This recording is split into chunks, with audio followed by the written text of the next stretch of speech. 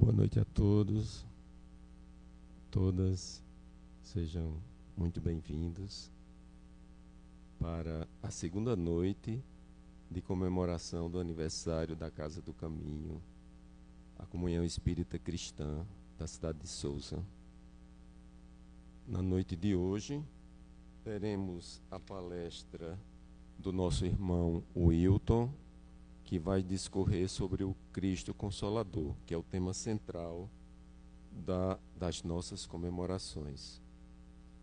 Então, eu agradeço a cada um que veio pessoalmente aqui prestigiar a palestra da noite de hoje.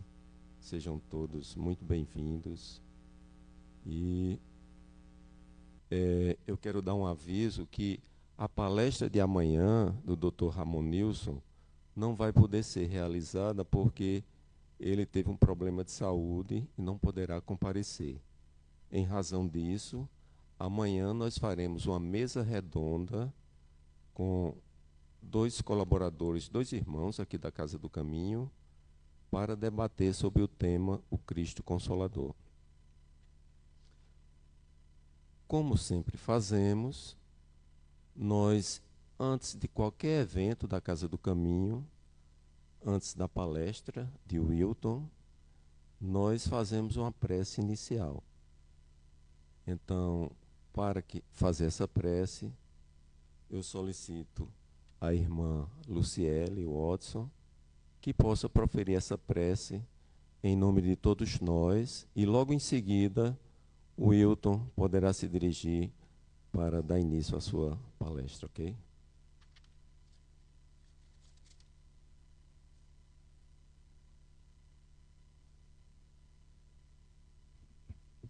Boa noite a todos e a todas. Quem se sentir à vontade, feche seus olhos. E vamos clamar a Deus mais uma noite de bênçãos espirituais. E que Deus, nosso Pai, através da espiritualidade que comanda os trabalhos espíritas na cidade de Sousa, possa estar conosco essa noite, abençoando os trabalhos, iluminando o nosso palestrante, trazendo discernimento e compreensão para as palavras que aqui serão ditas. Que o Senhor, nosso Deus, o bom Pai, possa estar presente através dos teus anjos guardiões e de toda a espiritualidade amiga que vem conduzindo cada um de nós aos seus propósitos. Que possamos juntos, em harmonia, ouvir com atenção, absorver com a mente e principalmente com o coração tudo que o Cristo, nosso irmão, mestre e amigo, nos diz através do Evangelho de Kardec.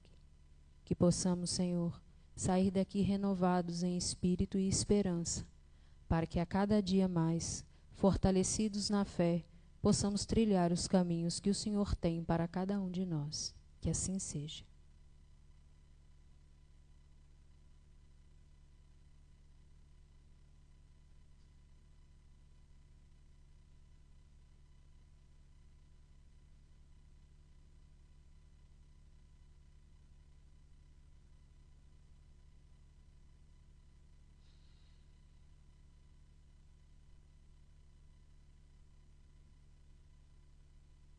Terminara Jesus a prédica no monte. Nisso, o apóstolo Pedro se aproxima e diz-lhe: Senhor, existe alguma ponte, alguma luz que brilhe muito acima? Conforme ouvi da tua própria voz, sei que o reino do amor está dentro de nós.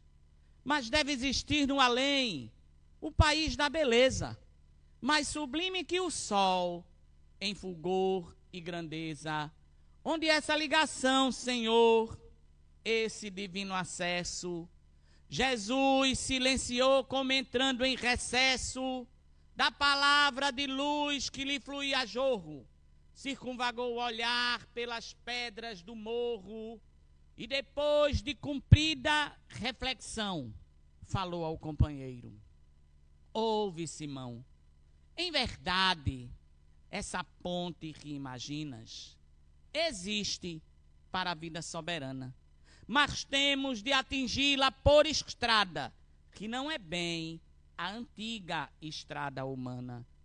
Como será, Senhor, esse caminho?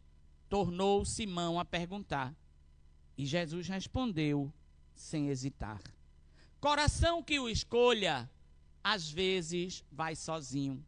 E quase que não tem senão renúncia e dor, solidão e amargura. E conquanto pratique e viva a lei do bem, sofre o assédio do mal que o vergasta e procura reduzi-lo à penúria e a desfalecimento. Quem busca nessa vida transitória essa ponte de luz para a eterna vitória, conhecerá de perto o sofrimento. E há de saber amar os próprios inimigos, não poupará percalços nem perigos. Para servir ao semelhante, viverá para o bem a todos os instantes. E mesmo quando o mal pareça o vencedor, confiando-se a Deus, doará mais amor. E ainda que a morte, Pedro, se lhe imponha na injustiça, ferindo-lhe a vergonha, aceitará pedradas sem ferir, desculpará injúrias e humilhação. Se desejas elevar o coração, apontes para o reino do porvir. Alguns dias depois, o Cristo flagelado, entregue à própria sorte, encontrava na cruz o impacto da morte, silencioso, sozinho, desprezado. Terminada que foi a gritaria da multidão feroz naquele dia, ante o céu anunciando o aguaceiro violento, Pedro fora ao Calvário, aflito e atento, envergando o disfarce. Queria ver o mestre, aproximou-se para sentir-lhe o extremo desconforto. Simão chorou ao ver o amigo morto.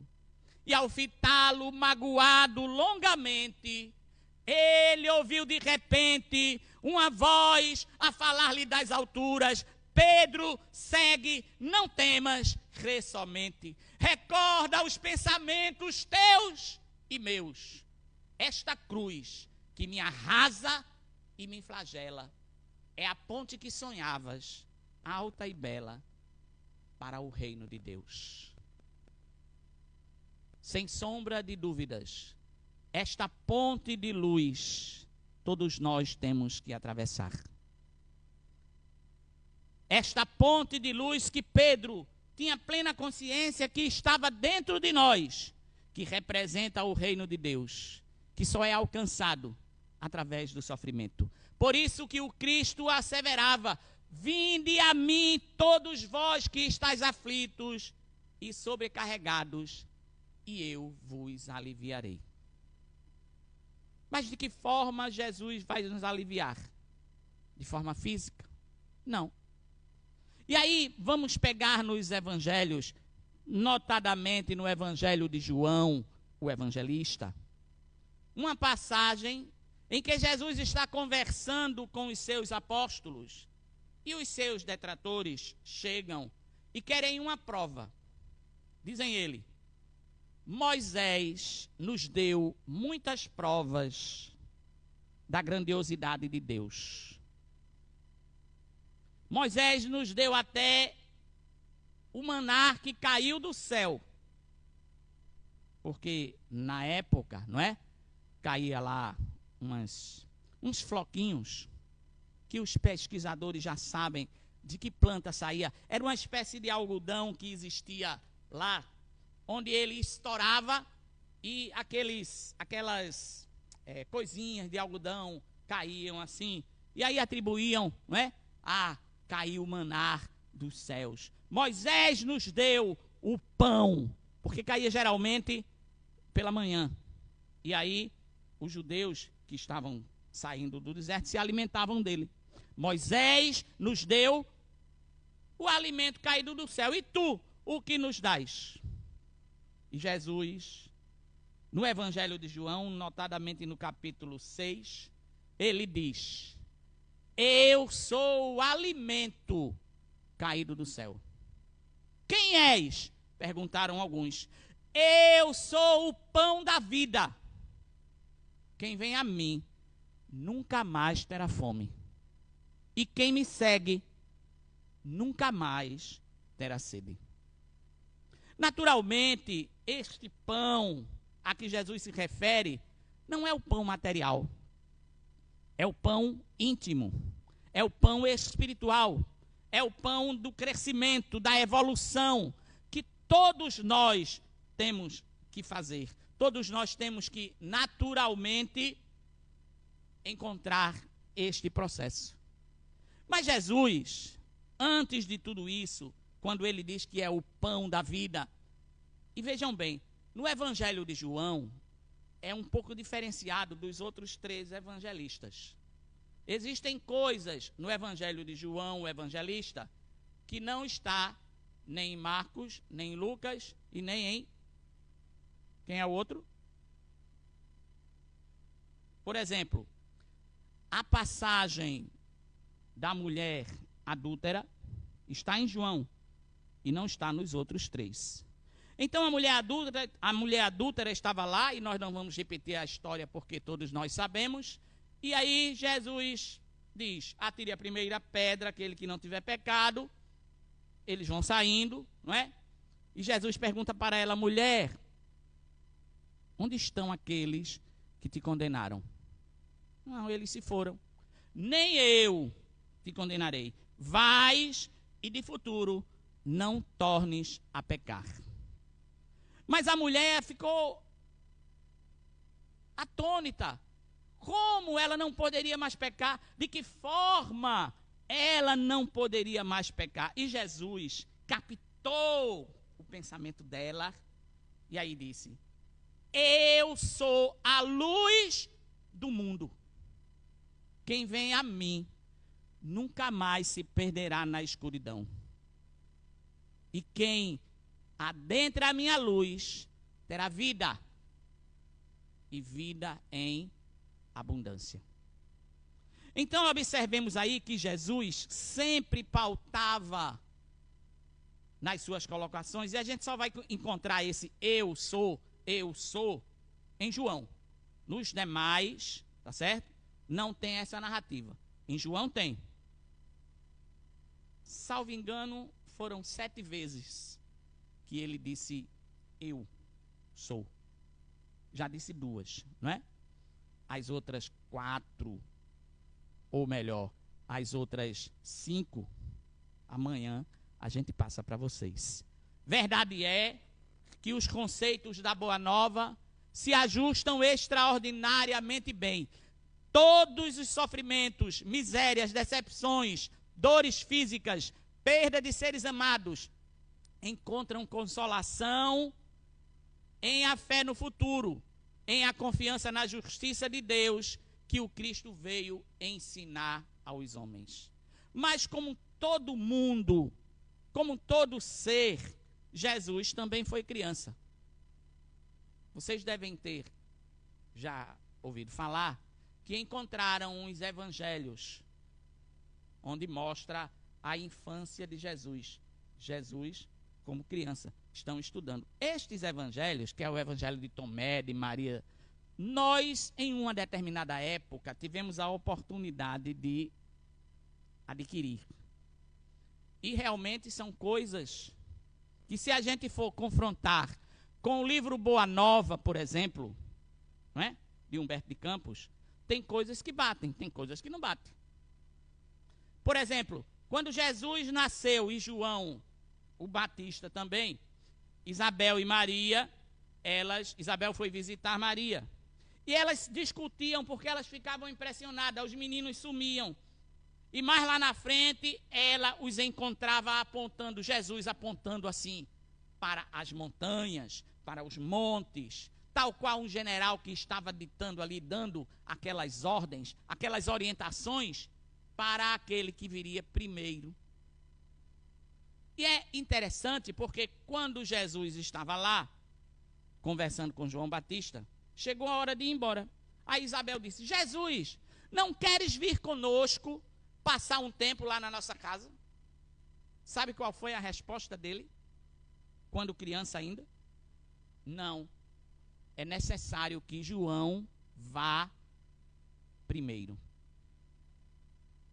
Ele não poderia ter dito isto antes, ou melhor, depois que João já era homem, porque depois que eles se afastaram, nesse dia em que ele diz, é necessário que João vá primeiro, nunca mais se viram. João cresceu, começou a propagar a vinda do Messias no deserto, a voz que clamava no deserto. Então, naquele instante, Jesus estabelecia ali, é necessário que João vá primeiro. E João praticou, promoveu, executou a tarefa dele de tão brilhante forma que Jesus ainda assevera: dos nascidos de mulher, ninguém é maior que João Batista. Isso está no livro Boa Nova. Quem quiser, pode ler.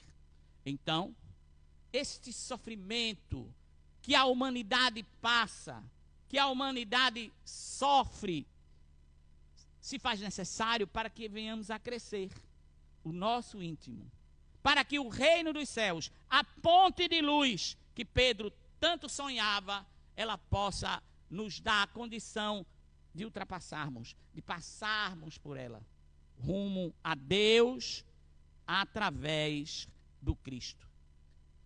Então Jesus, ele sempre nos deu lições extraordinárias. Por exemplo, um dia ele chegou para Pedro, e é muito comum a gente dizer, porque o ser humano é assim, ele só vê as coisas negativas. E quando a gente fala de Pedro, o que vem à mente? A negação. Pedro negou Jesus 3 vezes. E realmente, ele negou. E o galo cantou. E Jesus disse para ele, antes que o galo cante, tu me negarás 3 vezes. Mas também não se fala do que Pedro disse para Jesus, quando Jesus perguntou para ele, Pedro, tu me amas? E ele disse, amo, Senhor. Pedro, tu me amas? Amo, Senhor. Pedro, tu me amas? Senhor, eu não já disse que te amo? Então, Pedro, apacenta as minhas ovelhas. E Pedro apacentou. Pedro trabalhou de forma brilhante, porque o refúgio de amor da Boa Nova, denominada Casa do Caminho, albergava um montão de pessoas em provas, entremostrando fartamento e doença, inquietação, cansaço, desalinho. O sol se despedia no poente, tudo em Jerusalém no entardecer requeria parada de lazer depois de um dia quente. No entanto, na casa do Senhor, intensa prosseguia a tarefa de paz, de renovação e de amor. Débeis mentais em desvalia, mulheres desoladas, crianças de ninguém colhidas nas calçadas, junto aos emissários de Jesus, alinhavam-se em preces, rogando aos céus socorro, amparo e luz. No transcurso do dia, Simão Pedro suara e trabalhara tanto, que se acolhera sós em singelo recanto, tentando se esquivar a estafa que sentia. Quando um dos assessores veio apressado pelos corredores e disse, através da voz tremente, irmão Pedro, chegou à nossa porta um velhinho em feridas, geme e grita com dores incontidas. É o Rabino Joás que conheceis, antigo fazedor de nossas leis. Pedro aprumou-se como quem se arrojara a intenso asco. Joás, filho de Aquim, o terrível carrasco? Em seguida indagou do jovem emissário, não conheceis o drama do Calvário? Pois não sabeis nos textos em que estudas, que foi ele um dos vários matadores que aconselharam Judas a complicar um mestre inesquecível, e dando um murro à mesa, ajuntou, é impossível, aqui não entrará semelhante traidor. que ele sofra por lei da natureza, remorso e enfermidade entre grito de dor. Cumpro o que penso e falo, eu mesmo irei à porta a fim de despachá-lo. Mas quase rente à porta, um homem sereno nele cravou o olhar calmo e profundo. O apóstolo o reconheceria, fosse onde fosse, em todo o mundo. Era Jesus, o mestre nazareno. Aqui vinde, Senhor. E Jesus replicou: compreendo, Simão, a repulsa que sentes. Não pudestes esquecer as horas de agonia dos nossos dias diferentes. Mas escuta, Simão, é preciso abrandar o coração. Olvidar toda a ofensa é prosseguir em paz. Pedro, venho pedir-te por Joás. Ele já não é mais o duro algoz de outrora, que a si mesmo se maltrata e se maldiz. Recorda os pensamentos teus e meus.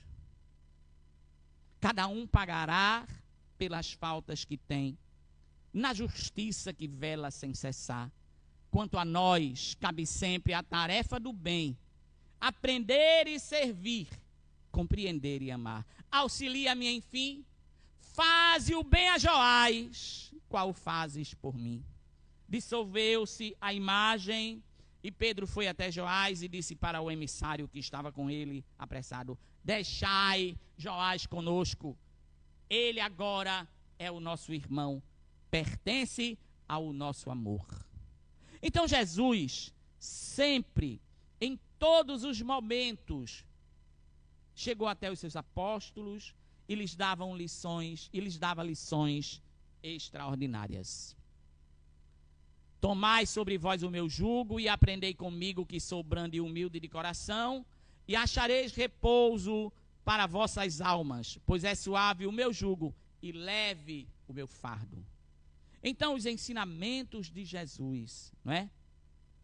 A proposta de Jesus é que cada um de nós busque a verdade e, através da verdade, volte-se para Deus. Através da verdade, que é Ele, já que Ele dizia: eu sou o caminho, a verdade e a vida. Ninguém vai ao Pai senão por mim. Conhecereis a verdade e a verdade vos libertará. Ele só não disse quando, mas ele disse que iríamos conhecer.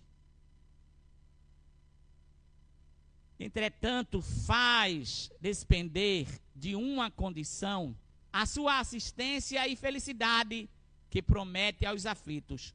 Essa condição está na lei por ele ensinada. Seu jugo é a observância dessa lei, mas esse jugo é leve e o fardo é suave. É a lei de amor, é aquele apelo que Jesus fez a Pedro e faz a todos nós. Toma, Pedro, toma minha espada e abandona Roma. Vai, Pedro, aos confins da terra, seja onde for, e em lugar da guerra, dissemina o amor. Vai, e na terra em que arei, espalha a semente que tanto semeei. Dize ao meu povo, aos humildes, aos deserdados, que a minha palavra está na terra de novo. Pedro, atenta para o que te digo. Dai força e amparo aos esquecidos. Há mais de 2000 anos, num alento derradeiro, em nome do amor, deixei meu corpo pregado no madeiro.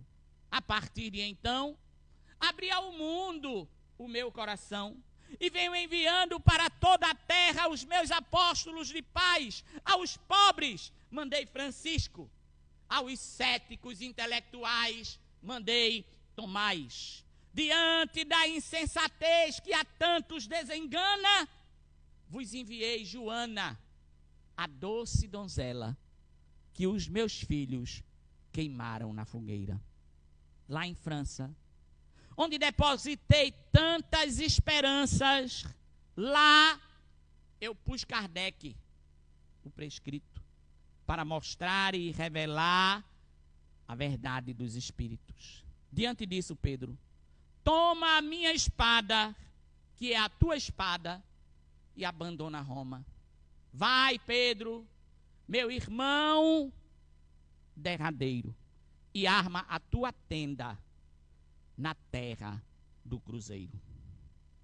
O Consolador prometido: se me amais, guardai os meus mandamentos, e eu rogarei a meu Pai, e ele vos enviará o Consolador, a fim de que fique eternamente convosco o Espírito de verdade. E aí surge o advento do Espiritismo. O Espírito de verdade, segundo os Espíritos, nada mais é que um conjunto de espíritos capitaneados pela liderança de Jesus. E quando Allan Kardec estava, certa feita, trabalhando no Livro dos Espíritos, ele ouviu umas batidas no telhado da sua casa. E ele procurou, tentou ver o que era e não encontrou. No outro dia teria reunião, onde ele iria realmente discutir essas questões. E aí ele disse: ontem à noite eu estava trabalhando no Livro dos Espíritos e ouvi umas batidas no telhado, e o Espírito disse: fui eu. Eu bati no telhado porque você estava cometendo um erro. E eu queria justamente lhe advertir que o que você estava colocando ali estava equivocado. E Allan Kardec tentou consertar. Na outra sessão, perguntou ao Espírito como era que estava. Ele disse: ainda está ruim. Mais uma vez: ainda não está bom. Outra vez: ainda não. Na quarta vez, estava tudo certo. Allan Kardec agradeceu e perguntou para ele: eu agradeço a sua contribuição. E o Espírito diz que vai trabalhar com ele naquele momento em diante. Como devo te chamar? Diz Allan Kardec. E o Espírito responde: para ti chamar-me-ei a verdade. Para ti chamar-me-ei a verdade. Daí o Espírito de verdade, não é? Mas, porque o que Jesus disse naturalmente, muita gente não entendeu ou interpretou de uma forma diferenciada. Então, vem o Espírito de verdade, o Consolador prometido por Jesus, o Espiritismo. Porque o Espiritismo, ele tem algo muito peculiar. Se, portanto, o Espírito de verdade tinha de vir mais tarde ensinar todas as coisas, é que o Cristo não dissera tudo. E se ele vem relembrar o que o Cristo disse, é que o que este disse foi esquecido ou mal compreendido, conforme falávamos. Então, Allan Kardec, ele coloca brilhantemente: o Espiritismo vem, na época predita, cumprir a promessa do Cristo. Preside ao seu advento o Espírito de verdade. Ele chama os homens à observância da lei, ensina todas as coisas, fazendo compreender o que Jesus só disse por parábolas. Advertiu o Cristo: ouça os que têm ouvido para ouvir. Então, o Espiritismo, ele veio dar uma outra conotação. E a contribuição que Allan Kardec deu como o codificador da doutrina espírita, e ele pergunta até aos espíritos: se eu fracassar, o que será que acontece com a obra? Nada demais. Serás substituído. Simples assim.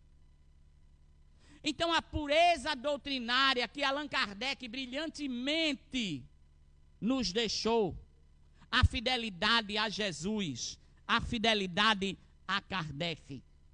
E não poderíamos deixar de falar deste homem, porque o Espiritismo vem abrir os olhos e os ouvidos, porquanto fala sem figuras nem alegorias, levanta o véu intencionalmente lançado sobre certos mistérios.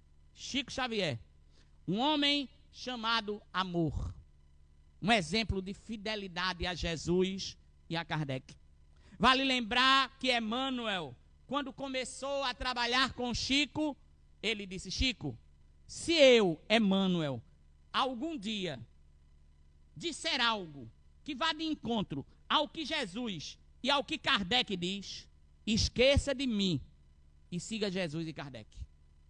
E Chico não precisou esquecer Emmanuel, mas se manteve firme, fiel. Vocês já devem ter ouvido falar de Valdo Vieira. Já ouviram?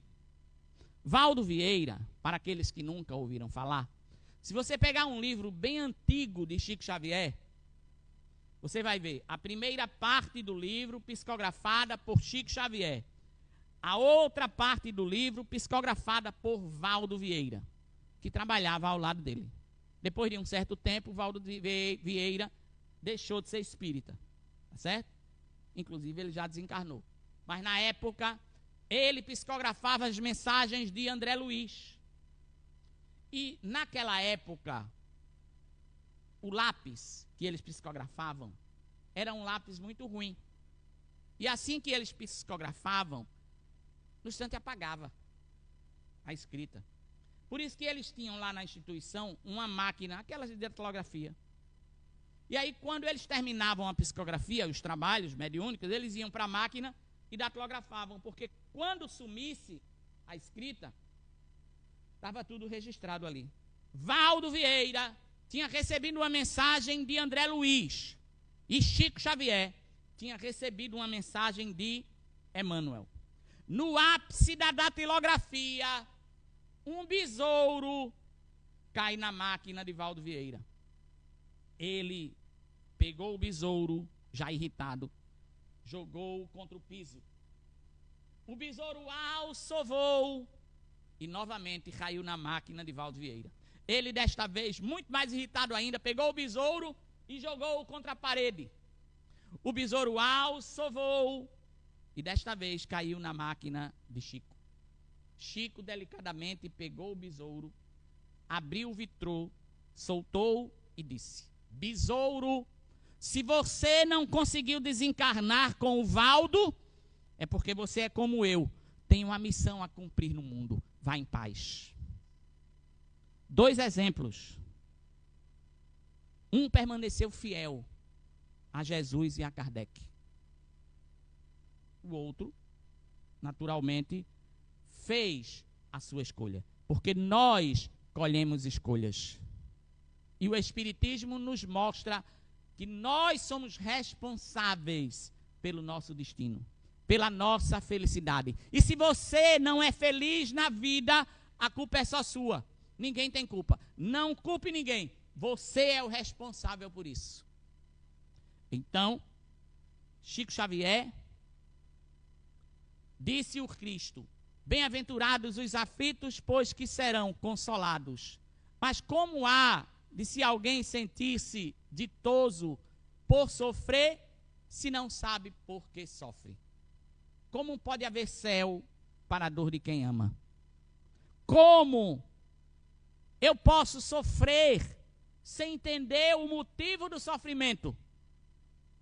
Por que eu estou sofrendo? E o Espiritismo nos mostra estas situações. Você está sofrendo por isso, por aquilo.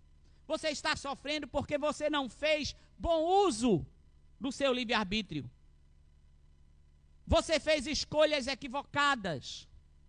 Mas Deus é tão misericordioso que Ele nos deu o Espiritismo para compreendermos o que estamos fazendo aqui, para onde vamos quando sairmos daqui, não é?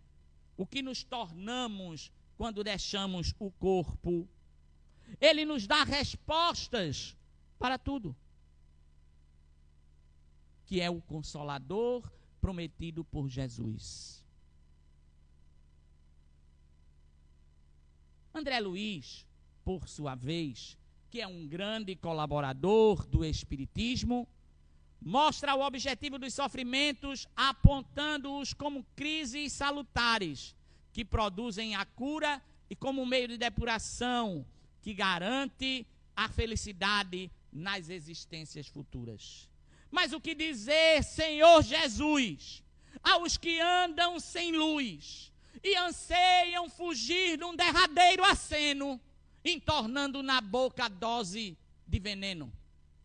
Que dizer, Senhor, aos que esquadrinham corações queridos na louça, procurando na cinza o que a cinza não guarda? Que dizer ao doente que acorda sobre a mesa de abençoada cirurgia ao se verem sem mãos ou reclamando as pernas amputadas?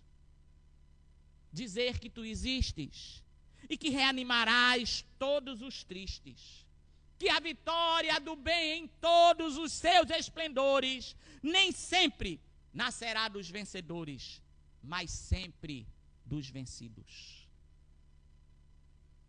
Então Jesus é, sem sombra de dúvidas, aquele ser angelical, porque nós não podemos comparar Jesus a um filósofo. Ele foi muito mais que isto. Um ser que conseguiu elaborar, colaborar, coordenar. Ele não criou, ele coordenou a formação do planeta Terra. E vem o Espiritismo e nos mostra muitas outras coisas. Uma outra colaboradora do Espiritismo, Joana de Ângeles. O Espírito lhe dá fé inabalável no futuro e a dúvida pungente não mais lhe apossa da alma. Diz Joana de Ângeles: quando não puderes fazer o bem, pensa nele. Faz o mesmo efeito. E tudo isto que falamos até agora, do Espiritismo, de Jesus, gira em torno do bem, gira em torno do amor, gira em torno da caridade, gira em torno do perdão, e gira em torno da oportunidade. E o Espiritismo nos dá a oportunidade através da reencarnação. Mas o que seria renascer, reencarnar? Era uma vez dois primos. Eles jogavam, eles corriam, eles nadavam, eles brincavam. Um estudou. O outro não quis nada com o estudo. Como na atualidade, quem não estuda não tem oportunidade. O que estudou teve oportunidade. Ele tornou-se conselheiro do rei. O que não quis nada com o estudo tornou-se remador do barco real. E estava lá o conselheiro, o rei, o remador e os outros da corte. E o remador resmungava de si para consigo: isso não é nada justo. Nós aqui, carregando as carcaças desses idiotas, e eles comendo, bebendo, se divertindo. Repetiu ele: isto não é nada justo. Afinal de contas, não somos todos criaturas de Deus? À noite, todos foram dormir. O remador acordou com uma mão firme no seu ombro. Era a mão do rei. E o rei disse: há um barulho esquisito naquelas montanhas. Não consigo dormir imaginando o que seja. Por favor, vá e descubra o que é. O remador saltou do barco e, decorrido minutos, voltou e disse: nada demais, majestade. Uma gata que pariu a um punhado de gatinhos barulhentos. Ah, que tipo de gatinhos? Perguntou o rei. Só que o remador não tinha observado, teve que subir o monte, voltar de novo e dizer: siameses, majestade. Ah, siameses. Quantos gatinhos? O coitado também não tinha contado. Teve que subir e voltar e dizer: 6 gatinhos, majestade. 6 gatinhos. Quantos machos e quantas fêmeas? Eu de contar já estou cansado. Imagine ele de subir e descer. Subiu, desceu e disse: 3 machos e 3 fêmeas, majestade. Muito bem, disse o rei. Acordou o seu conselheiro e disse: há um barulho esquisito naquelas montanhas. Vá e descubra o que é. O conselheiro desceu do barco e, decorrido minutos, voltou e disse: nada demais, majestade. Uma gata que deu à luz a um punhado de gatinhos barulhentos. Que tipo de gatinhos? Perguntou o rei. Siameses, majestade, disse o conselheiro. Siameses. Quantos gatinhos? 6 gatinhos, majestade. Quantos machos e quantas fêmeas? 3 machos e 3 fêmeas, disse ele. E tem mais. Os gatos pertencem ao prefeito do vilarejo. E ele diz que a gatinha teve bebê, teve neném, teve filhote. Assim que a comitiva do rei chegou na terra. E diz mais: se vossa majestade quiser qualquer um deles, ou todos, pode levar. O rei volta-se para o remador e diz: eu ouvi os seus resmungos hoje à tarde. Sim, todos nós somos criaturas de Deus. Mas toda criatura de Deus tem uma tarefa a cumprir no mundo. Precisei mandá-lo 4 vezes para cumprir uma tarefa. E o meu conselheiro só foi uma. E é por isso que ele é o meu conselheiro. E você fica com os remos do barco. Assim também somos todos nós. Quantas reencarnações se faz necessário quando nós agimos como um remador? Nós repetimos, morremos, não aprendemos, reencarnamos, desencarnamos, assim como o remador, que teve que ir várias vezes e voltar. Deu para entender a lógica da criação? Assim é a nossa existência, assim é a nossa vida, assim é a oportunidade que Deus nos dá de conhecer o Espiritismo, de compreender a importância da reencarnação.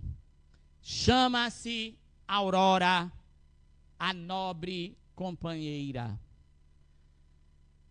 uma das que encontrei na hora derradeira, do corpo cujo laço me prendia, mensageira da paz e da harmonia, era um misto de menina, flor e estrela. Depois de longa convivência, no meu novo processo de existência, pude efetivamente conhecê-la. Para logo notei que a Aurora, onde estivesse, ante os amigos de quaisquer idade, lembrava um coração que de todo se desse a tecer fios de felicidade, para quem lhe escutasse as palavras de luz. No entanto, aos poucos, vi que ela trazia extenso traço de melancolia, obscuro pesar, escondido e profundo. Sem que eu nada indagasse, certa feita, ela me disse: irmã Dolores, devo tornar ao mundo numa jornada estreita. Irmã, onde estiveres, onde fores, roga ao céu me abençoe na luta que me leva a socorrer um ente amado para mim, tal qual filho desgarrado na vereda da treva. Mas não podeis, irmã, perguntei com cuidado, ampará-lo daqui, sem renascer na terra? Não, não posso, ela me disse. É na volta que insisto.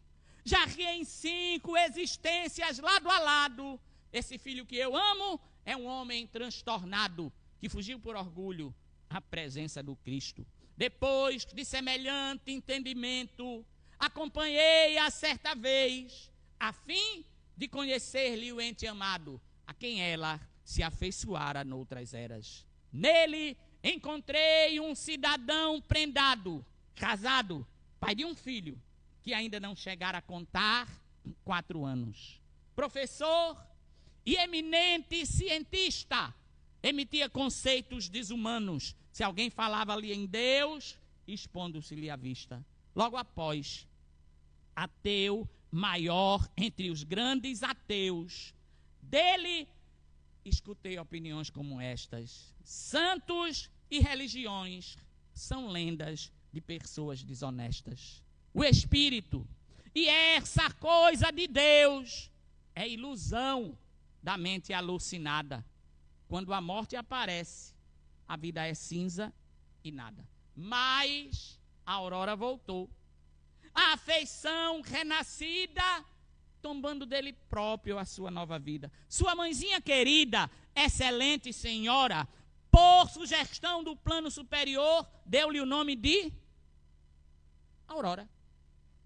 Tenra criança ainda, ela exprimia amor, impressionando o pai com o luminoso olhar. No regaço materno, era uma flor no lar. Crescendo um tanto mais, era-lhe a companhia, o pai achara nela a fonte da alegria. 5 anos apenas, e a criança endereçava a ele assuntos tais, que o genitor se via em profunda mudança em seus próprios anelos paternais. E assim que os dois se punham mais sozinhos, fossem das praias, nos campos, nos caminhos, a pequena fazia indagações: papai, quem fez o céu assim tão grande? Quem sustenta no chão a casa em que vivemos? Quem fez o sol? Será que o sol assim, tão brilhante e tão quente, é uma vela de Deus iluminando o mundo?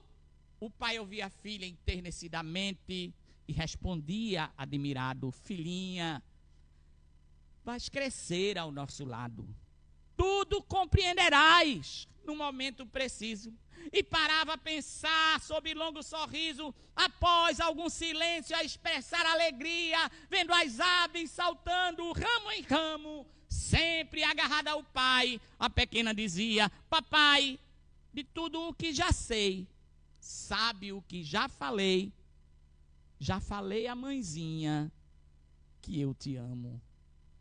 Mas um dia surgiu. Há sempre um mais, quando a vida feliz perde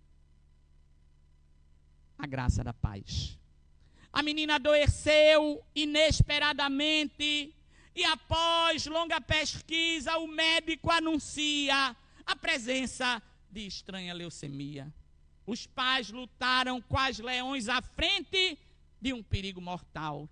No entanto, hora por hora, viram a pequenina e tenra Aurora a definhar e a definhar, até que em certa noite, unidos a chorar, sem quaisquer esperança que os conforte, viram-na repousar no silêncio da morte. Lembrando um anjo lindo, estruturado em cera, a filhinha querida adormecera. 2 meses, sob os traços da ocorrência, a pedido de Aurora, fui visitar-lhe a residência. Não mais achei ali a beleza de outrora. Tentei buscar-lhe o pai, que soube ausente. Encontrei-o num quadro comovente. Estava triste e só, num campo santo, tateando na louça o nome da filhinha. E demonstrando a mágoa que o retinha, falava em alta voz, encharcada de pranto: filha do coração, embora eu viva triste, a verdade me diz que a morte não existe. Anjo de paz e amor, é impossível morrer. Vives hoje no além, tanto quanto em meu ser. Perder-te a companhia, filha, é toda a minha dor. Não ouvides teu pai, cansado e sofredor. Nunca te esquecerei, filha dos sonhos meus. A saudade de ti trouxe-me a luz de Deus. Então pude anotar, naquela inteligência em supremo pesar, mostrando o coração sem disfarce e sem véus, que toda a vida curta ao brilhar e morrer, para quem ama e fica ante o mundo a sofrer, é um recado de amor do correio dos céus. É a providência divina nos dando oportunidades. Esta história que Maria Dolores narra através das mãos abençoadas de Chico Xavier é uma história verídica que nos leva a um repensar criterioso, isento de justificativas e de agressividades. A reencarnação é uma realidade. Renascer é caridade divina. É Deus sendo complacente para conosco. E aí, vamos encontrar no Cristo. Ele fez surdo ouvir, cego enxergar, como diz o poeta popular. Paralítico se erguer sem ter moletas. Foi o único dos homens do planeta que serviu de exemplo à humanidade. Entregou sem receio da verdade o espírito a Deus, o corpo à cruz. Nenhum ser sentiu mais do que Jesus o perfume da flor da caridade. Porque a caridade é uma flor que exala um perfume. Azarrou não supera em qualidade este perfume. E todos nós temos a oportunidade de pegar esta flor, não é? E de promover a caridade. Todos nós temos a condição. Não és um astro. No entanto, tens a força estranha e bela de acender a luz da vela, dissipando a escuridão. Não inventaste a semente, nem a romã cetinosa. Não sabes tecer a rosa, mas podes assar um pão. Então, essa história de que eu não tenho condições. Quando eu tiver condições financeiras para ajudar, eu ajudo. Você não precisa de dinheiro para ajudar o outro, para promover a caridade. Você só precisa de boa vontade. Você só precisa de boa intenção. Se você não pode dar nada financeiramente, dê o seu tempo, sua atenção, seu abraço, seu sorriso. Porque existe muita gente por aí necessitada. Seja uma pessoa boa, mas não perca seu tempo provando isso, não. Não perca, não. Desde que as pessoas percebam isso por si só. Você tem que ser bom, mas não pode estar dizendo que é. Porque a gente tem que dar com uma mão para que a outra não veja. Por isso que Jesus, ele nos mostrou através da humildade, através da resignação, o que Kardec brilhantemente colocou: fora da caridade não há salvação. Então você tem que ser humilde, você tem que ser simples, que é o contrário do orgulho e da vaidade. Nós temos que compreender que nós somos cercados por uma nuvem de testemunhas e o que fizermos, tudo está sendo visto. E eu não estou falando de internet. Eu estou falando da espiritualidade. Eu estou falando da necessidade que todos nós temos de promover o bem, de ser bom, mas não pela metade, bom por completo. Eu estou falando da necessidade com a mão direita para que a esquerda não veja. É isso que Jesus espera de nós. Jesus espera que cada um de nós busque a verdade e através da verdade volte-se para Deus. Esta é a esperança de Jesus. Já que tudo na vida tem que ter esperança. A esperança da luz é dissipar as trevas. A esperança do amor é amar mesmo não sendo amado. A esperança da doação é doar-se sem esperar recompensa. E a esperança de Jesus, repito, ele espera que cada um de nós busque a verdade e através da verdade, que é ele, volte-se para Deus. Por isso que Allan Kardec brilhantemente disse: é preferível rejeitar 9 verdades do que aceitar uma mentira.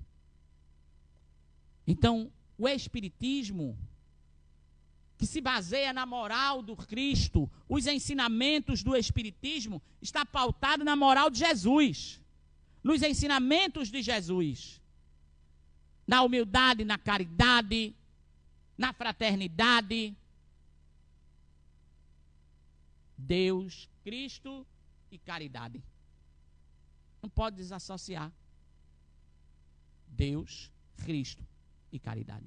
Por isso, meus amigos, aproveitem firmemente o seu gênio criador, a força ativa da mente, as maravilhas do amor.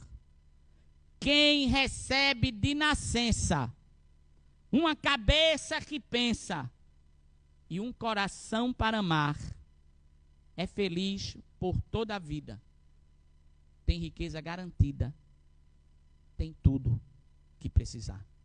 Recebam o abraço amigo e fraterno de todos os que fazem a Federação Espírita Pernambucana, desejando para todos, nestes 45 anos, aos irmãos do caminho, muita paz e prosperidades espirituais.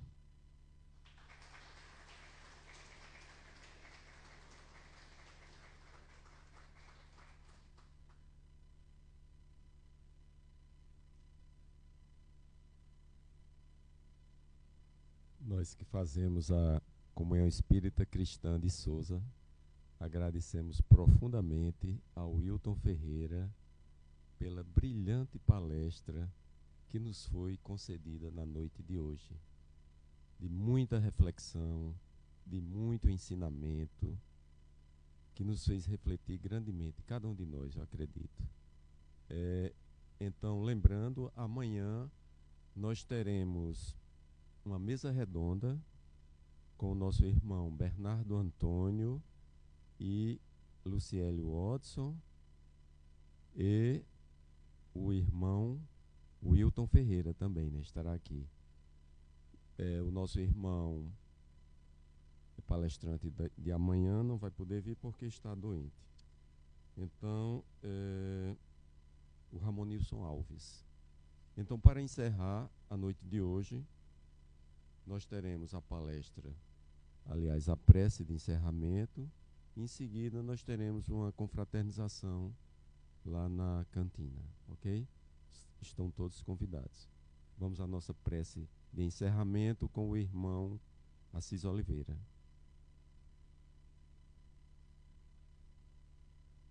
Durante a prece, pessoal, nós teremos a transmissão de passes pelos irmãos espirituais. Então, todos mantenham-se concentrados, porque vocês receberão esses passes, tá certo?